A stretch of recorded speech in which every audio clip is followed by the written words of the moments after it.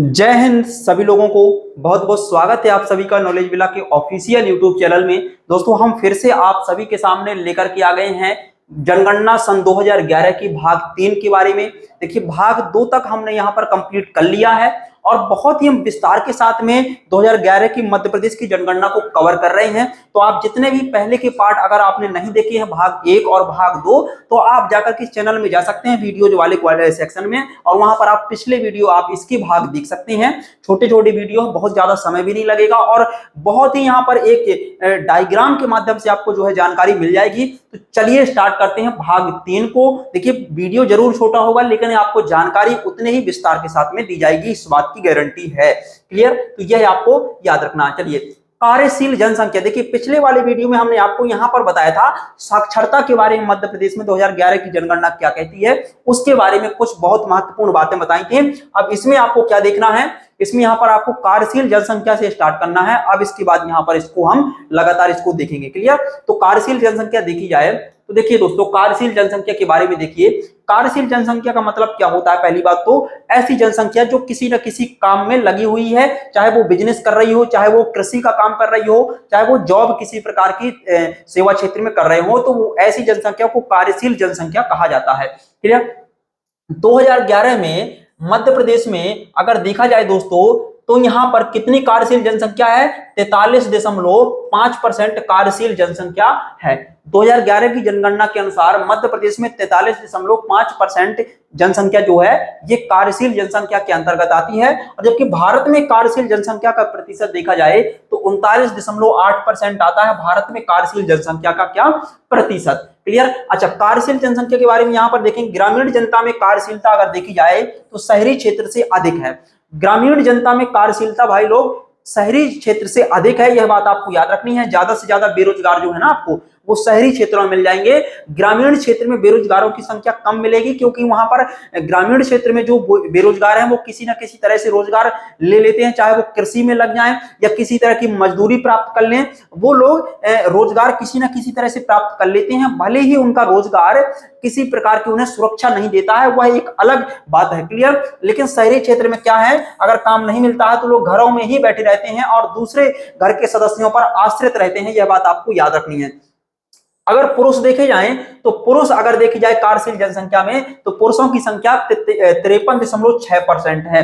पुरुषों की जनसंख्या कार्यशील जनसंख्या में 53.6% है और महिला की जनसंख्या 32.6% है कार्यशील जनसंख्या के अंतर्गत। और सर्वाधिक कार्यशील जनसंख्या जो है दोस्तों, सर्वाधिक कार्यशील जनसंख्या वो आपकी किस क्षेत्र में है, प्राथमिक क्षेत्र में है। अर्थव्यवस्था के कितने क्षेत्र होते हैं, 5 क्षेत्र होते हैं, प्राथमिक क्षेत्र, द्वितीय क्षेत्र, तृतीय क्षेत्र, चतुर्थ क्षेत्र, पंचम क्षेत्र। तो अर्थव्यवस्था के जो 5 क्षेत्र होते हैं भारत में, यहाँ पर प्राथमिक क्षेत्र में कार्यशील जनसंख्या का ज्यादा भाग कार्यरत है, यह बात आपको याद रखनी है। प्राथमिक क्षेत्र में आपकी कृषि वगैरह, मत्स्य पालन वगैरह ये सब काम आ जाते हैं। क्लियर? जैसे खनन का कार्य है, ये सभी प्राथमिक क्षेत्र में आपके आएंगे। क्लियर? अगर देखा जाए सर्वाधिक कार्य सहभागिता वाला जिला मध्य प्रदेश में कौन सा है तो वह है आपका डिंडोरी। डिंडोरी मध्य प्रदेश में सर्वाधिक कार्य सहभागिता वाला जिला है और न्यूनतम कार्य सहभागिता वाला जिला भिंड है, यह याद रखना है। कृषि में संलग्न जनसंख्या मध्य प्रदेश में कितनी है दोस्तों, तो 69.8% कृषि में संलग्न जनसंख्या है, यह बात भी आपको याद रखनी है। कार्यशील जनसंख्या के बारे में इतनी बातें मित्रों आपको याद रखनी है। चलिए अगली स्लाइड में देखते हैं। हाँ, अगली स्लाइड में देखिए दोस्तों, एससी जनसंख्या के बारे में देखिए, शेड्यूल्ड कास्ट के बारे में देख लीजिए। 2011 की जनगणना कुल संख्या कितनी है दोस्तों, ये आपकी कुल जनसंख्या लिखी है एससी की कुल जनसंख्या 2011 की। और ये जो जनसंख्या है दोस्तों 2011 की एससी की, ये मध्य प्रदेश की कुल जनसंख्या का 15.6% है। कितना है, मध्य प्रदेश की कुल जनसंख्या का 15.6% है, यह बात भी आपको याद रखनी है। अच्छा, एससी में लिंगानुपात अगर देखा जाए तो 920 महिला प्रति 1000 पुरुषों पर है। एससी में लिंगानुपात की बात यहां पर आपको याद रखनी है। एससी में साक्षरता देखी जाए दोस्तों तो यहां पर 66.16% कुल जनसंख्या का इतना परसेंट यहां पर क्या है, एससी में साक्षरता है। एससी जनसंख्या में यानी कि जो आपके एससी वाले हैं, शेड्यूल कास्ट वाले लोग हैं, इनकी बातें हो रही हैं। क्लियर?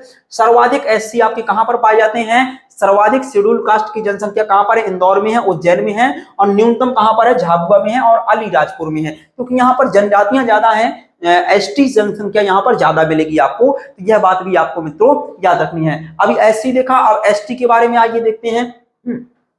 एसटी जनसंख्या के बारे में देख लीजिए। एसटी जनसंख्या जो है दोस्तों, ये मध्य प्रदेश का देश में पहला स्थान है, यह बात आपको याद रखनी है।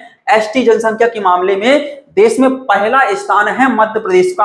और मध्य प्रदेश में सर्वाधिक कौन सी जनजाति पाई जाती है, तो आपकी कौन सी, भील जनजाति मध्य प्रदेश में पाई जाती है। और भारत में सर्वाधिक पाई जाने वाली सबसे बड़ी जनजाति जो है आपकी गोंड जनजाति है, सर्वाधिक संख्या में, यह बात भी आपको याद रखनी है। तो मध्य प्रदेश का देश में पहला स्थान है।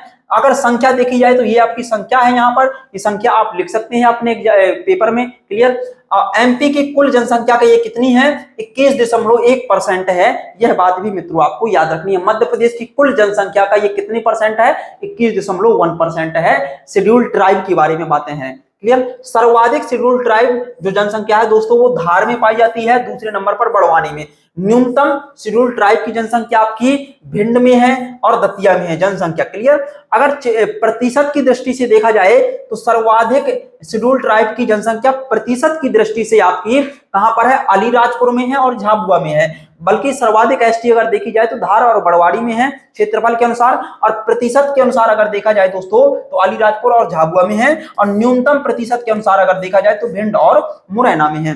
ये वाले जितने भी फैक्ट हैं, जनगणना में बहुत सारे फैक्ट जो है आपके पूछे जाते हैं अनेक तरह के एग्जाम्स में, यहां तक कि आपके पीएससी में भी आते हैं इसी तरह के क्वेश्चन, आपने देखे होंगे जो प्रीवियस ईयर के क्वेश्चन लगाए हैं, है ना। 2011 की जनगणना के निदेशक कौन थे दोस्तों, सचिन सिन्हा थे। इनके निर्देशन में 2011 की जनगणना कराई गई थी।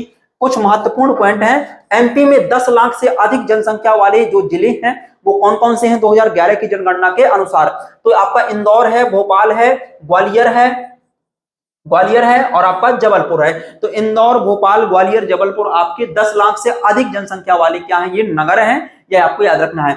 मध्य प्रदेश में सर्वाधिक जनसंख्या वृद्धि वाला दशक कौन सा था, मतलब सर्वाधिक जनसंख्या वृद्धि वाला दशक मतलब किन दो जनगणना के बीच में देखा गया कि सबसे ज्यादा जनसंख्या इस बार में बढ़ गई है। तो यहाँ पर 1961 से 1971 के बीच में जो जनगणना हुई, अभी तक सबसे ज्यादा जनसंख्या वृद्धि इसी काल में हुई थी, यह बात आपको याद रखनी है। देश का न्यूनतम साक्षर जिला, अगर देश का पूछा जाए न्यूनतम साक्षर जिला कौन सा है, तो वह है आपका अलीराजपुर। देश का न्यूनतम साक्षर जिला कौन सा है दोस्तों, अलीराजपुर देश का सबसे न्यूनतम साक्षर जिला है। तो इतनी बातें दोस्तों आपको यहाँ पर आपके 2011 की जनगणना के बारे में याद रखनी है। यहाँ पर हमने 2011 की जो मध्य प्रदेश की जनगणना है इसमें भाग 1 बनाया, भाग 2, और ये आपका कौन सा भाग है, ये आपका तीसरा भाग है। तो ये बात आपको यहाँ पर याद रखनी है, ये आपका तीसरा भाग है। और भाग 3 में हमने पूरी मध्य प्रदेश की जनगणना को कवर किया है। तो दोस्तों ये तीनों भाग आप लोग देख लेंगे तो मध्य प्रदेश की जनगणना जो है 2011 की है आपकी बहुत ही डिटेल के साथ में कंप्लीट हो जाएगी, ऐसी हमारी उम्मीद है। आप इसको बहुत अच्छी तरह से अपने नोट्स में जरूर लिखना है। तो दोस्तों मिलते हैं एक नेक्स्ट वीडियो के साथ में, तब तक के लिए आप सभी को बहुत बहुत जय हिंद, धन्यवाद आप सभी का।